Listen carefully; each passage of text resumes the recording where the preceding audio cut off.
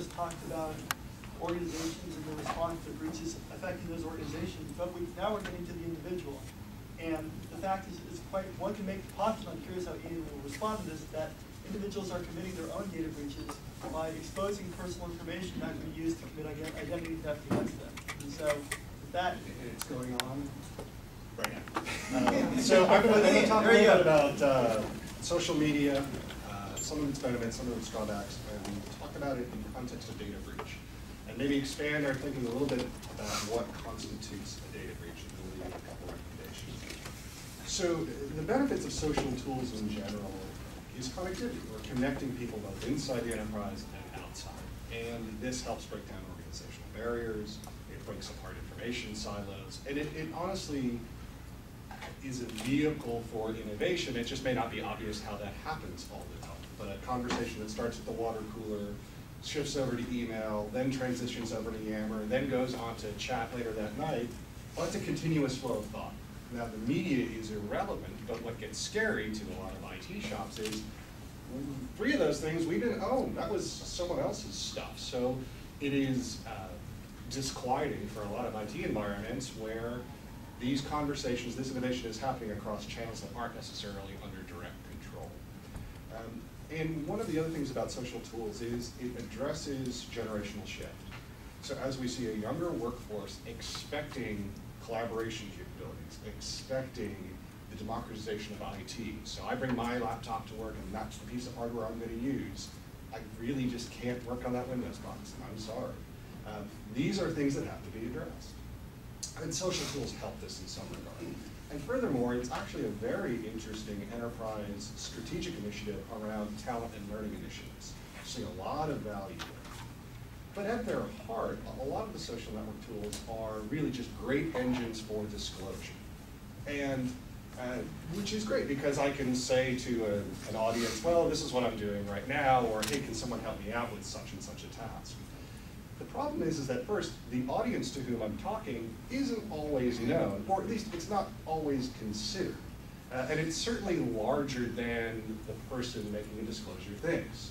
So where I may say something that I think is going to just my peers in my work group, and if I've done this on, say, something like a Yammer, well, actually, that's probably enterprise-wide if I wasn't sort of considering what I was doing. So we have an unknown-sized audience. And then what I say, what I disclose isn't always under my control either. And so, give you a quick example. I join a group. So Ian joins the Macintosh user group. That appears in my enterprise feed of my activities. Not such a big deal. I join an employee support group, and that shows up in my work feed. That is suddenly a big deal. That becomes something very different. And so when we have these disclosures that are done on my behalf, some of them have a very different sense. There's a tension now about what's showing up in my work stream, for example. And we think about breach as unintentional disclosure. Okay, I get that. I left a thumb drive on the metro. Okay, get that one. But this sort of partially intentional disclosure, where I meant to say something, I just didn't mean to say it to you. Is that a disclosure? I don't know. Did I intend to do it? Kinda. And if we think about the kinds of things that are actually being disclosed, there's 2 that are really interesting. One is enterprise and corporate activity, and one is location information. So from an agency activity perspective, or a corporate activity perspective, going out and saying, on some tool, we had a great Q3. Okay, not a big deal. Looks like our funding has been extended next year. Okay, interesting. Or we're expanding the mission to East Africa. I'm really excited. None of those things necessarily seem that harmful, but that's just a single data point. And where I can easily harvest multiple in parallel from multiple people, I start correlating things. I start finding value in aggregate that isn't there in the individual. And then the location consideration. So, and I do this all the time. Had a great meal in Wichita Falls. All right, fairly uninteresting, at least the eating part. The location part may be interesting. Or if I put out there, oh, I'm heading back to Fort Belvoir again. Well, that's interesting. Ian's an identity expert. What's he doing in Fort Belvoir? And what does that mean? So this location disclosure is one that's particularly interesting to me because I had a breach around this, and I'll talk about that in a second. But there's really three types of these disclosures, three channels for them. There's an active channel, there's a passive channel, and there's an indirect. So the indirect is just a platform that allows me to say something about location. So Twitter, Facebook, just a status update in my corporate workstream tool. And for the most part, that's fairly innocuous, except there's this information about where people with certain talents are going. And the enterprise may not consider that corporate data per se, but it is being disclosed. And if I'm sort of harvesting this in parallel, I start to draw some interesting considerations out of this. There are passive platforms for location disclosure. And these are technologies that, though they don't actually know physically exactly where I am, they know pretty well. Tools like TripIt or Doppler or BrightKite that aggregate location information in different ways and then make some disclosure about them on my behalf. And this is where I suffered a recent data breach. My mom calls me and goes, well, hey, are we going to see you when you come home to Boston? I was like, what? First off, I'm going to Boston. I was like, oh, right, yeah, I got that trip in December. Then the next thing was, well, how the heck does my mom know? And it's really weird issuing a breach notification letter to yourself.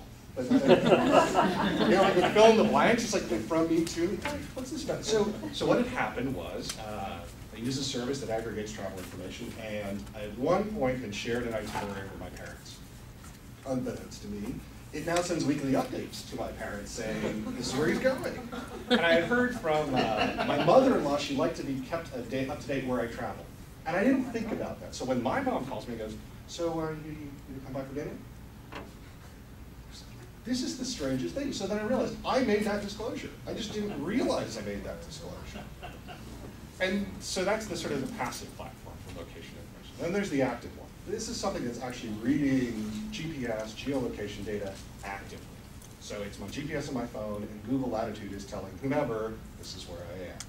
Or, a little more innocuous, geolocation information embedded in photos I snap on my phone and I put on Flickr. And now I can see exactly where Ian took a picture of what day and what time. I happen to say I love Google Latitude because it lets you lie. You can set out and say, yes, I'm at the center of the planet. I've been there for 2 months. I think it's actually really powerful. It's a really well-designed consideration for a variety of reasons, not just location information from an enterprise perspective, but also from, say, if you're a victim of spousal abuse. It allows me to hide what location I'm at, which is actually very crucially important. But again, this corporate activities, location information isn't something traditionally we think of as data breach, but it contains an aggregate very powerful information. It allows for a set of very interesting repercussions. So I'll leave you with just a couple quick recommendations. Social media and social networking tools are strategic and they're here to stay. Saying no as a blanket statement at the agency level is not an option anymore. And this requires that a decision-making framework and a governance model be in place as you start exploring these different kinds of technology.